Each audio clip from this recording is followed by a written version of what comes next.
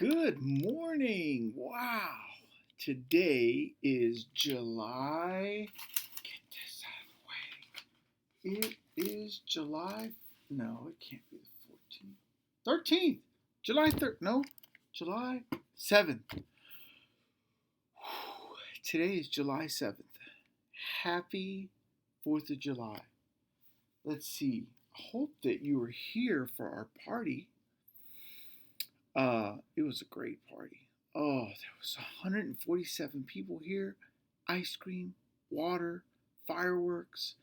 Next year, bounce house and a dunk tank.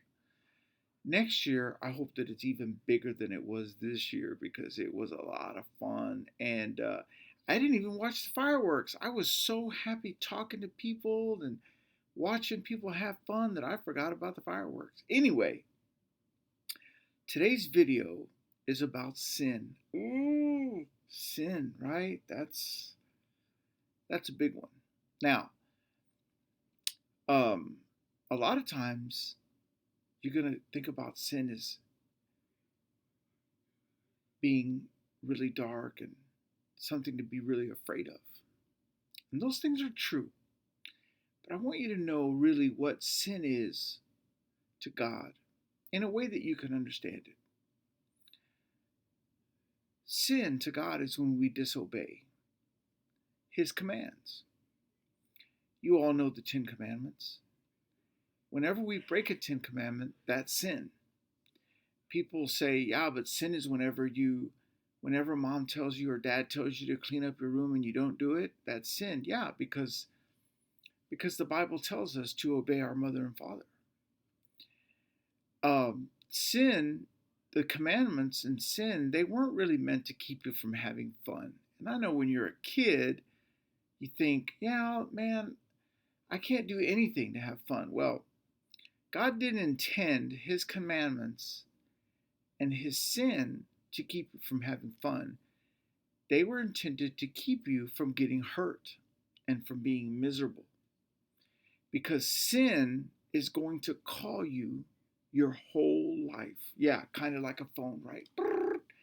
Hello, this is Thomas. Hey, let's go out and break something. Okay, I'll be right there.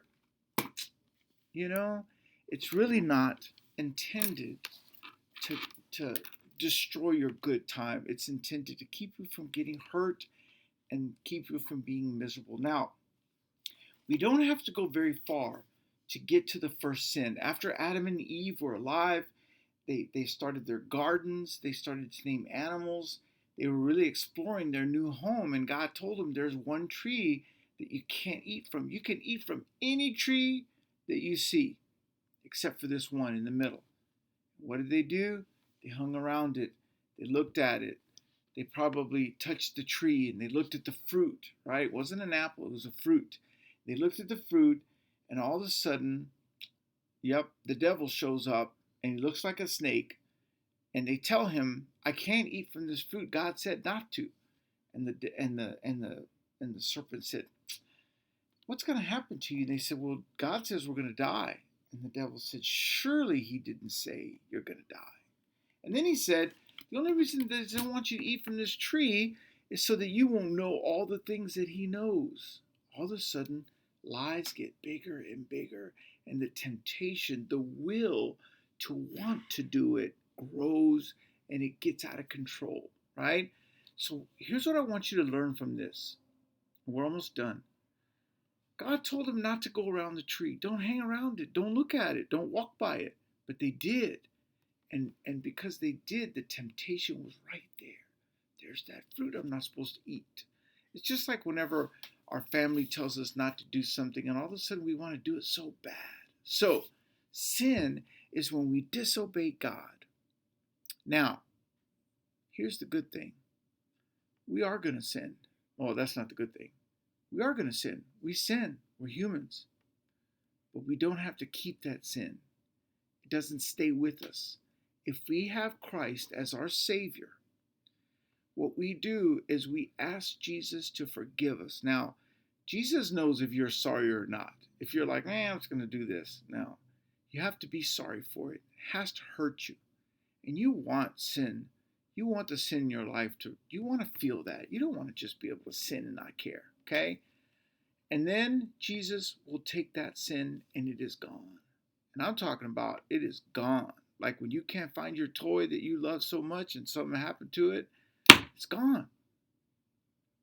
And all you have to do is ask Jesus to forgive you.